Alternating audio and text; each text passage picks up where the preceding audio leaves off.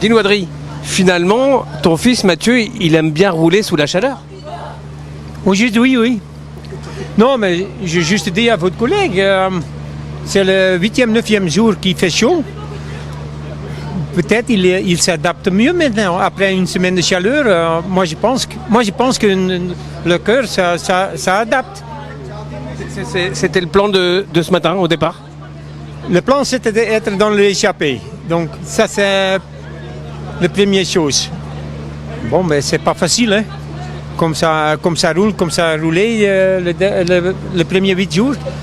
Et après, moi, je pense que l'avantage d'aujourd'hui, c'est que les écarts, ils n'ont jamais dépassé 1 minute et demie. Donc, il y a tout le temps la pression derrière. Ça veut dire aussi, avant, ça doit rouler, hein. Donc, tu as beaucoup d'aide des autres. Et à la fin, il faut créer une situation où il y a deux coureurs, que deux coureurs qui veulent rouler.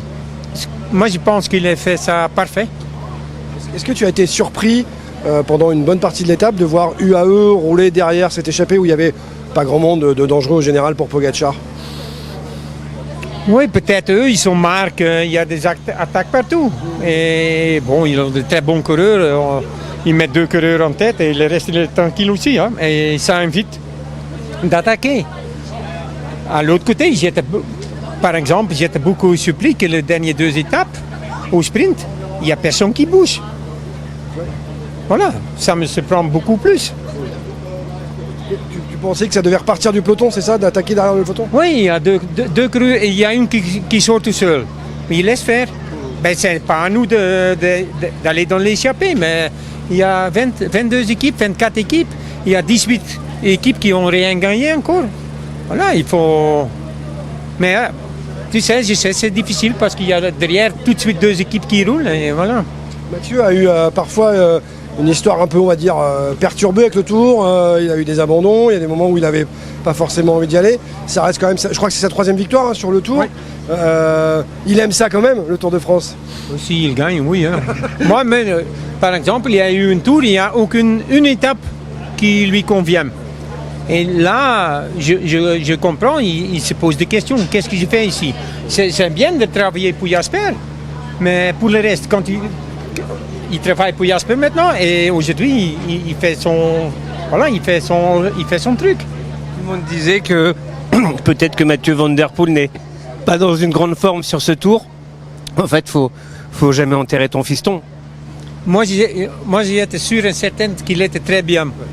Mais il a déjà vu au début que les étapes, ils sont beaucoup trop dures.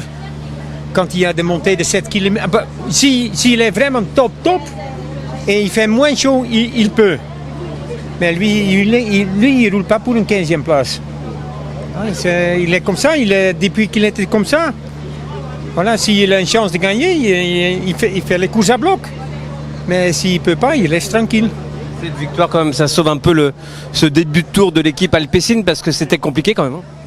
Oui, c'était pas facile, mais en tout cas, les 2 jours qu'on a roulé, que c'était bien, sauf il manque une victoire. Et on sait très bien qu'on ne peut pas gagner tous les étapes au sprint. Il y a de bons sprinters, il y a Ko, il y a Temelir qui va très très très vite. Mais ce que j'ai dit, il faut croire tout le temps. Et il faut battre qu'une fois, hein, c'est assez. Encore faire du piston?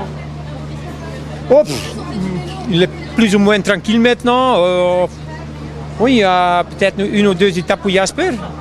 Peut-être il va chercher encore une autre. Mais le plus difficile, c'est fait. Merci Adri.